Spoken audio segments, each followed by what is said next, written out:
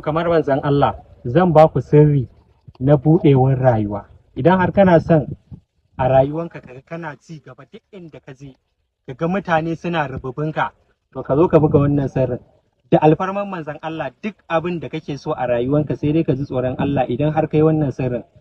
Wannan sirrin shine, wannan ana kiranta tumfafiya. Idan ka tashi zuwa ɗibanta ranar Lahadi za ka zo ɗibanta da safe. Idan ka zo da sassafe ka kai ma kowa magana, za ka kamo hanya ka zo. Idan ka zo ɗibanta kana zuwa, kaga wannan shi ake kira da 'ya'yan tumfafiya.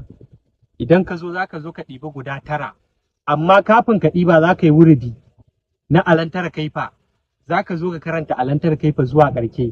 Kafin za ka zauna a gurin, idan ka zauna a gurin za ka dinga karanta alantar kaifa 1212. Idan har ka karanta sai ka tsinke guda 1. Idan ka ƙara sai ka ƙara yin 1212, sai ka ƙara tsinkan guda 1, guda 9. Idan har ka yi wannan maganan ci gaban rayuwa, kawai ‘yan uwa ka ji tsoron Allah, saboda duk inda ka je za ka ga ana bin ka ne kaman sai ka dinga koran mutane, saboda jama'an da za ka dinga samu a cikin rayuwanka da kuma ci gaba da za ka dinga samu na alkhairai a rayuwanka. Saboda mene?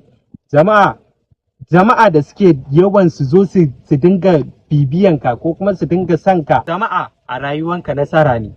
Idan ka zo kai, kuma ban ce ka cutar da wani ba, idan ka zo ka nemi wannan ka haɗa, da zaran kai buga wannan sirrin, wallahi jama'a sai ka dinga kulla kanka a ɗaki, saboda baka son ka fito. Mutane za su dinga kai a gidan ma sai an dinga biyo ka ana wani na nan. To wannan na ba wa masoya manzon Allah ai sharing ai lakin.